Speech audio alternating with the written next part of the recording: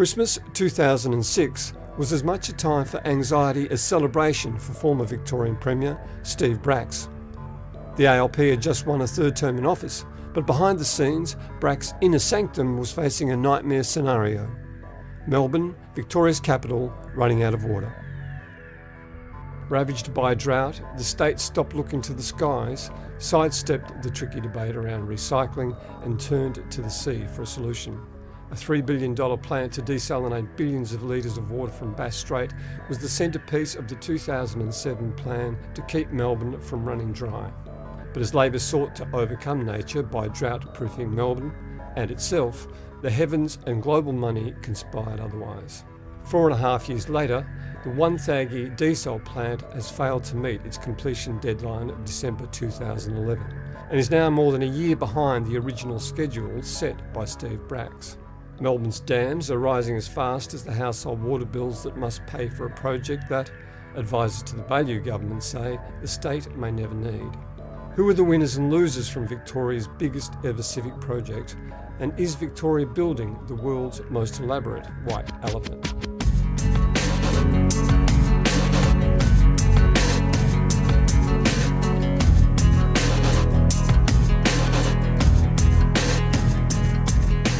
If this drought continued, let's say it was 15, 17, 18 years, the likelihood is that Melbourne would have run out of water.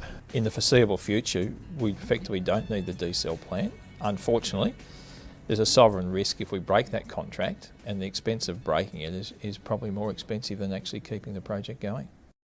Over 7 years, the Bracks government battled drought through water conservation and small initiatives to boost water supply.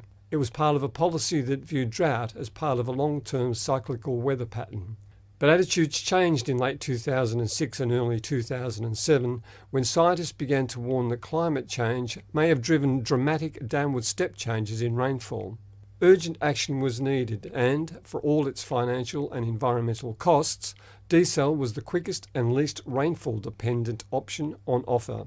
Labor would build one of the largest reverse osmosis desal plants in the world, able to produce 150 billion litres of water a year, 1/3 of Melbourne's yearly consumption. Within weeks of their announcement in mid-2007, Bracks and his Deputy Water Minister John Thwaites would retire, leaving can-do Treasurer turned Premier John Brumby and the feisty Tim Holding to usher in a new hard-headed approach to water management.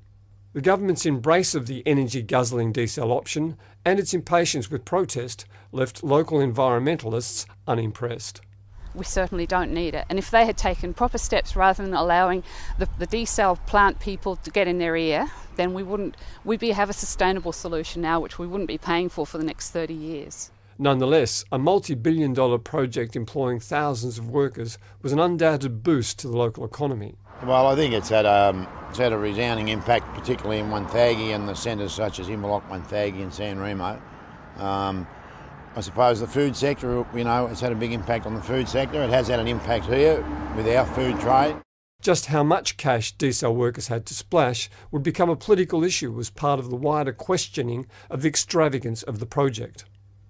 Calculations by The Age indicate that wages and conditions at the Victorian site are as much as 40% above those on desal projects in other states. And the rates of pay were good, but they were good because you had 4 12-hour days, and so much of your daily rate in an accelerated time frame was penalty hours in excess of 8 in a day. And of course, your normal week on some weeks will include a Saturday and a Sunday. At Wonthaggi, desal builders Tis Degremont appear to have chosen the strategy of buying industrial peace through generous pay and giving wide coverage to the militant building union, the CFMEU. It's a plan that seemed to work until an industrial spying operation involving strike breaker Bruce Townsend was revealed. Yeah, we'd never seen anything like it as unions. It was really bizarre.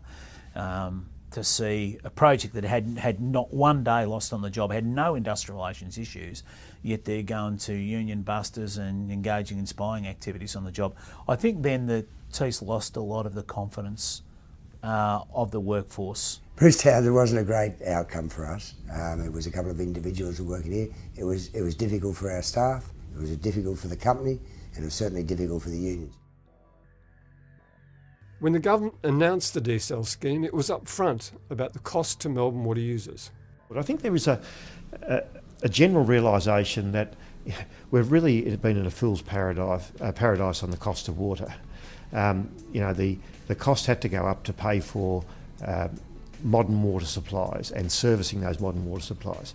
But in 2007, it was easy to be transparent about water costs. Political consensus was gathering around the idea of pricing both water and carbon, and even arch-conservative Prime Minister John Howard had accepted that carbon pricing was a vote winner. I remember with trepidation one day after we did a lot of the prep work saying water prices are going to double, and I must admit the Victorian public accepted it largely, and no one likes increases in prices, but largely I think on the basis that there was a general realisation that we couldn't do what we've done in the past. At the very time that stories about the Bold Water Plan hit the front pages, the business pages had started talking about a subprime mortgage saga in the US.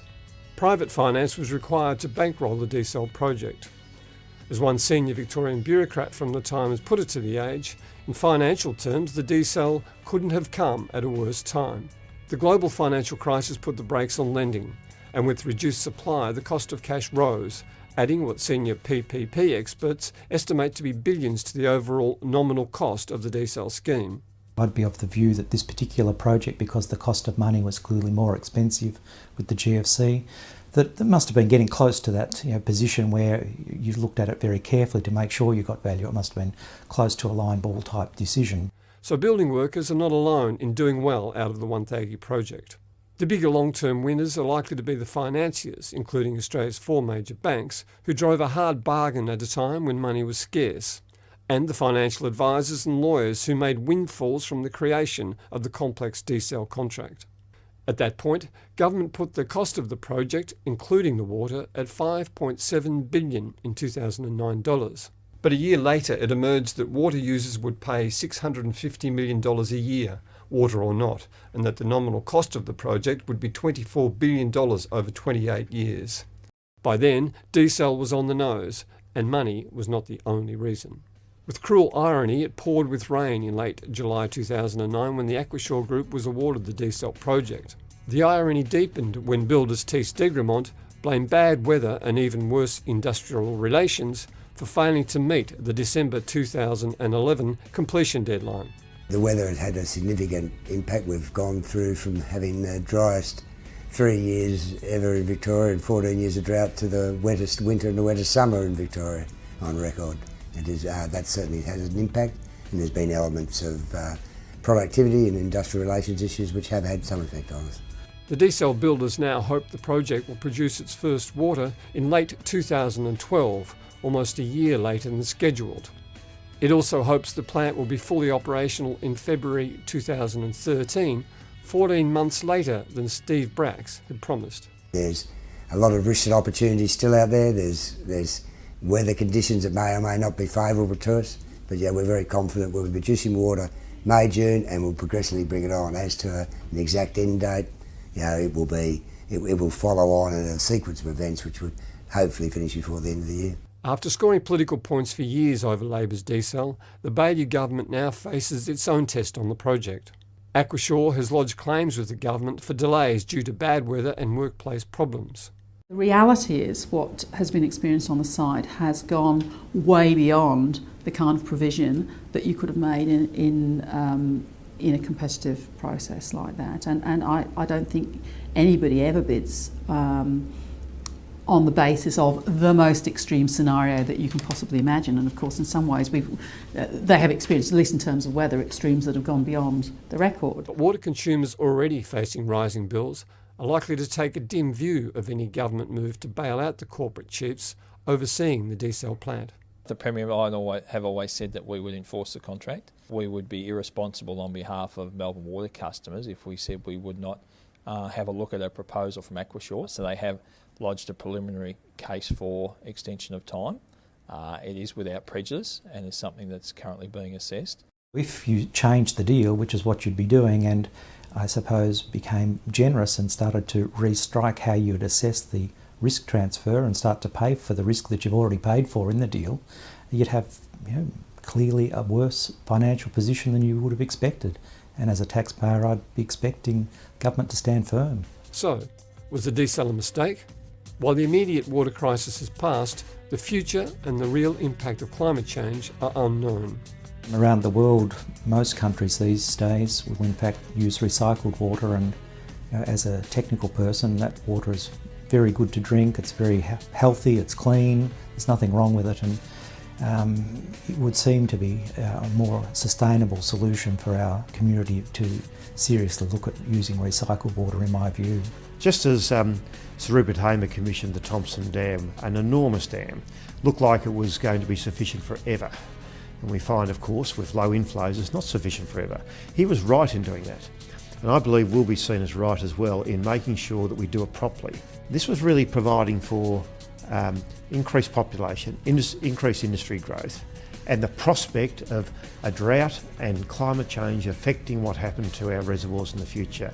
I think history initially will judge them harshly when the price of water in Melbourne starts to go up because the desal costs will be passed through to Melbourne Water customers. They're not going to thank Steve Bracks at that time, particularly when you look at what's happened now, and no one can second guess the weather, but there is a lot of conjecture about whether we need it, as you've said, one of the biggest desal plants in the world.